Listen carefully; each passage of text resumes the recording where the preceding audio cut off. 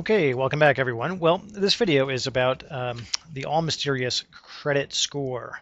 So we're going to demystify a little bit about what that credit score is made up of and how it's calculated and what you can do about it.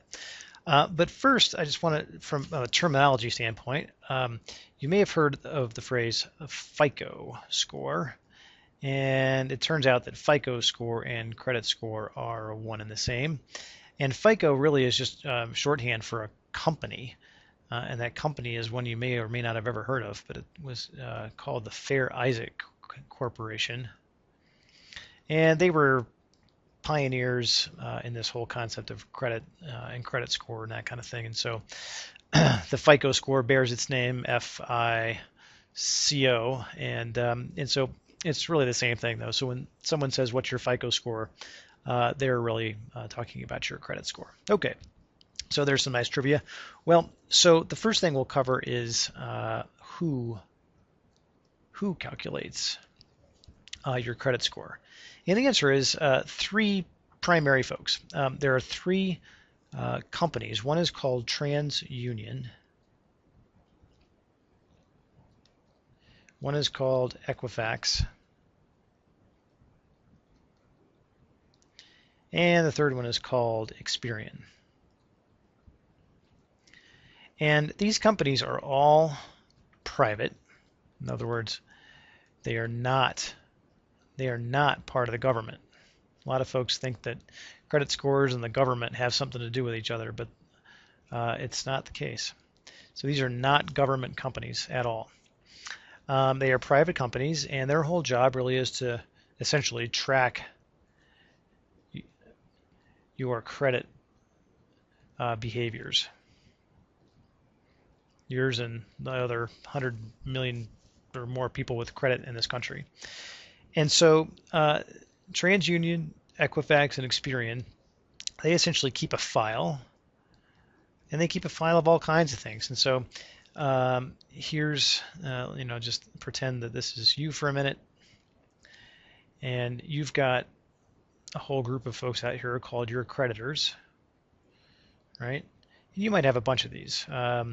One might be your mortgage company, one might be your credit card, one might be a bank loan, one might even be a retail store credit card, and one might be even your public service bill or your phone bill or something like that. So you've got all these relationships with these creditors out here, and these creditors then in turn will make reports to these three companies. You'll send information to Experian, and they will send information to Equifax, and they will send information to TransUnion. And it's important to know that each of these creditors don't necessarily report the same information to all three of these organizations. And so one of the questions that a lot of folks have is, well, why are my credit scores different? And the reason is that, one creditor might report to Experian and Equifax, but not TransUnion. Another one might report to Equifax and TransUnion, but not to Experian, and so forth. So these three companies, don't necessarily have identical information from your creditors, and that's why sometimes your credit scores can be a little bit different.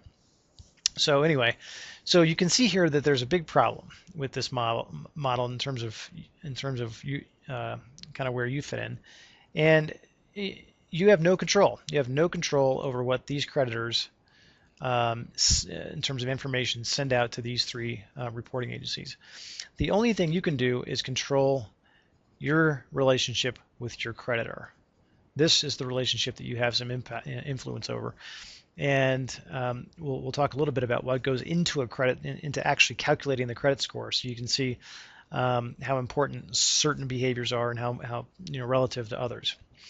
So let's go ahead and do that. I think it's probably easiest to just draw a pie chart. We'll try to draw a reasonably sized pie chart here.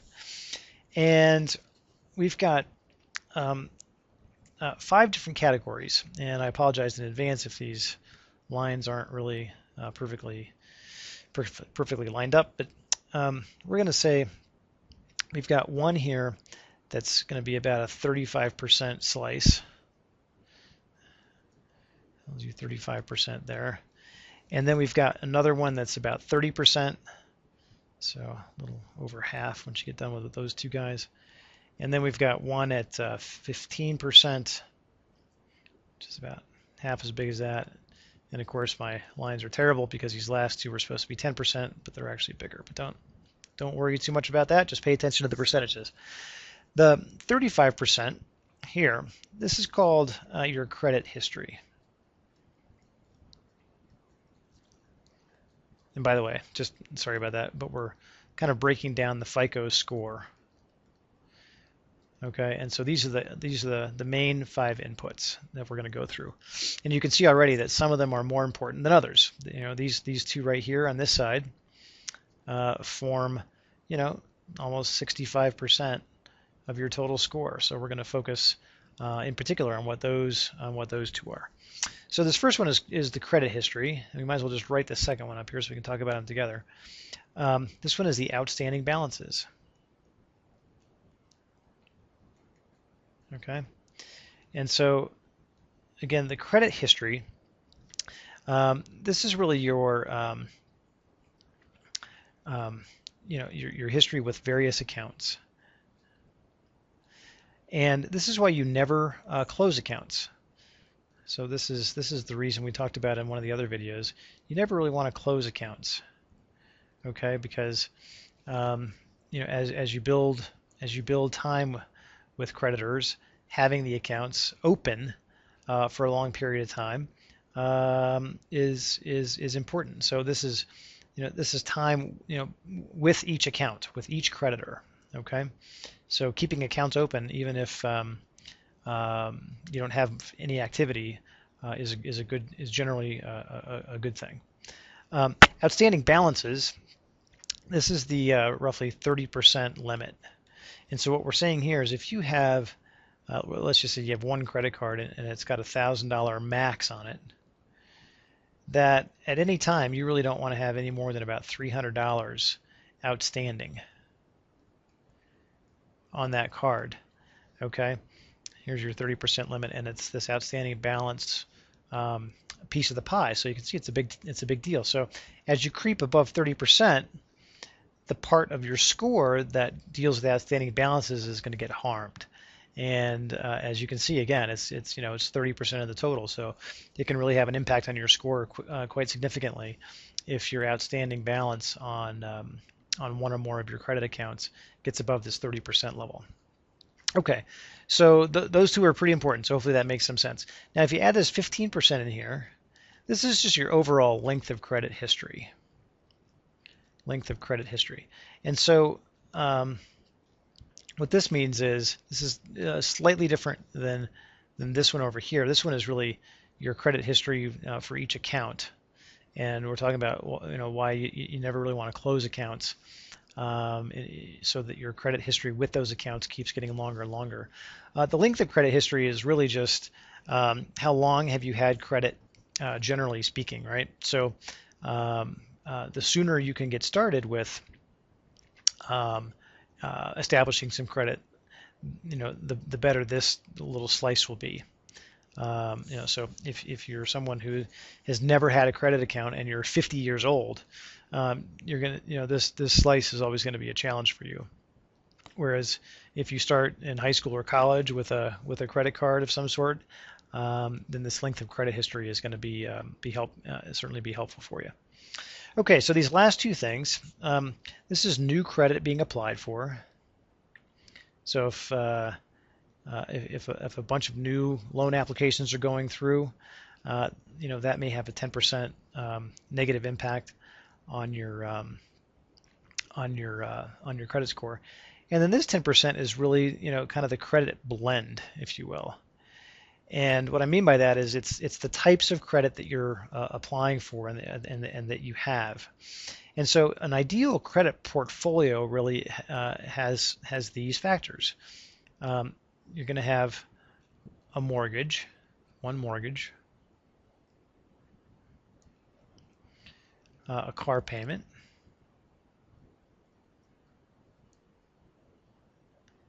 okay, 2 to 3 major credit cards,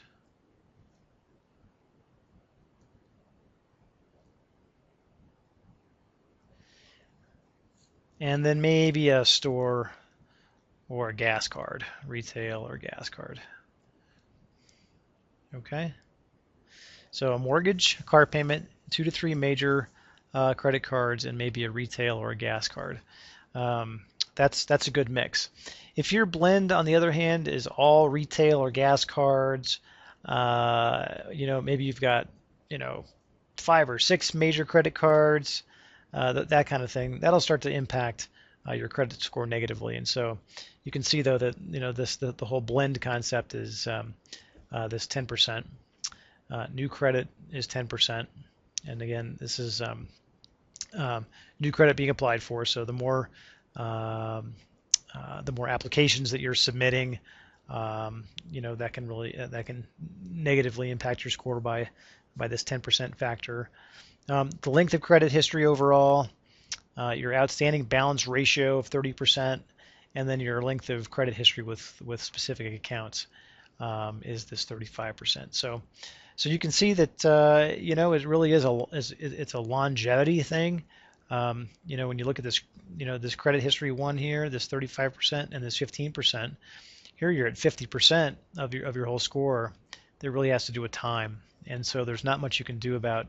You can't make time go any faster. So getting started with building your credit early in life can really be a help. Early in life here. So. Okay, well, I hope this kind of helps to demystify a little bit what this credit score is all about. Real quick, it's probably worthwhile, and we'll do this here at the top. The minimum credit score you can have is 300, and the maximum score you can have is 850. All right, and 650 is really what I would consider to be a minimum target. Anything over 650 is probably considered good credit. Anything under 650 is considered bad credit. But even within that range, 750 is really your target. So you should be thinking about doing everything you can to get a credit score of 750 to 850. And in this range, it's very few people have any sort of credit if their credit score gets down here. But anybody that's down in this range here, on average, they end up spending about $250,000 more. That's a number worth writing down.